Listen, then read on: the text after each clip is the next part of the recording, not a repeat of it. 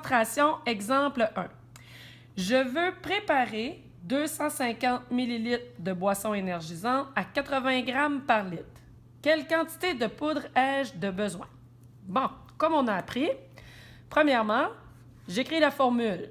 C est égal à N sur V. 2. J'identifie les données. C, N, V. Et je mets un point d'interrogation à côté de celle que je cherche. Je veux préparer 250 ml de boisson énergisante. C'est des millilitres, donc c'est un volume. Donc mon V, 250 ml. Je veux préparer de la boisson énergisante à 80 g par litre. Des grammes par litre, c'est l'unité de concentration. Donc, 80 g par litre, c'est mon C. Quelle quantité de poudre ai-je de besoin? Donc, la poudre, c'est mon soluté. Je cherche mon N. Donc, 3, je remplace. Mon C, c'est 80 g par litre. Donc, je vais venir le remplacer dans mon équation. 80 g par litre égale à mon N, que je ne connais pas, je le cherche, sur V, 250 ml. Sauf que là, j'ai des litres et des millilitres. Mais je vous rappelle que 1 litre, c'est égal à 1000 millilitres. Donc, 4, je vais résoudre 80 g sur 1000 millilitres est égal à N que je cherche sur 250 millilitres.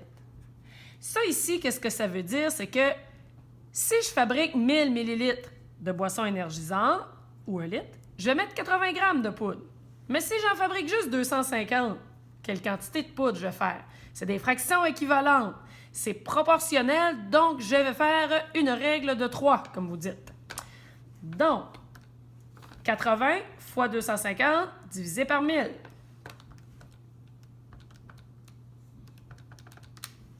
Ah! Donc, N est égal à 20 grammes. C'était des grammes que je cherchais pour savoir combien de grammes je dois mettre dans ma boisson énergisante. Donc, 5. Je donne une réponse claire avec les unités. J'ai besoin de 20 grammes de poudre de boisson énergisante. Si vous remarquez, tout au long du processus, j'ai mis mes unités partout. Très important.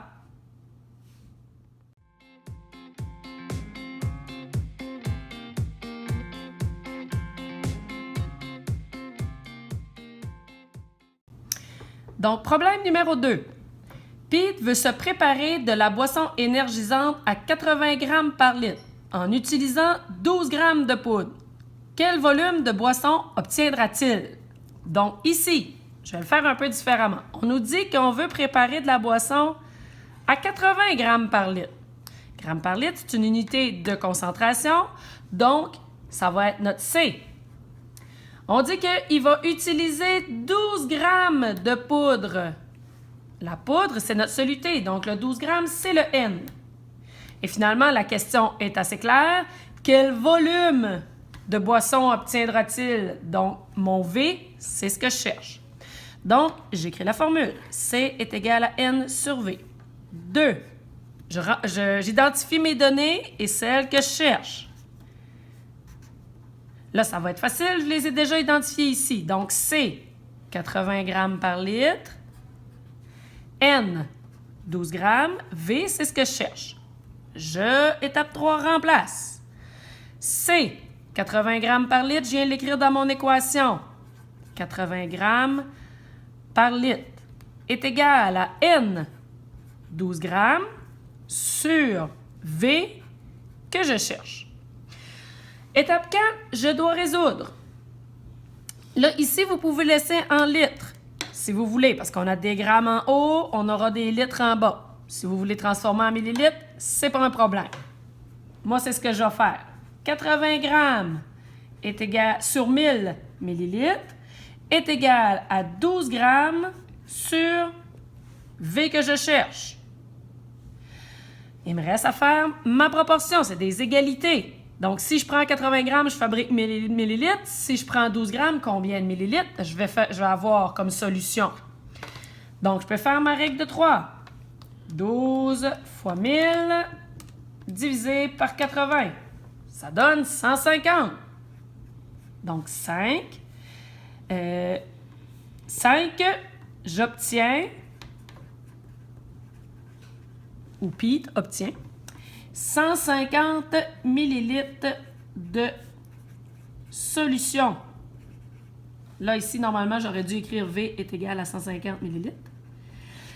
Ou 0,150 litres de solution. Si vous remarquez, encore une fois, j'ai mis des unités partout.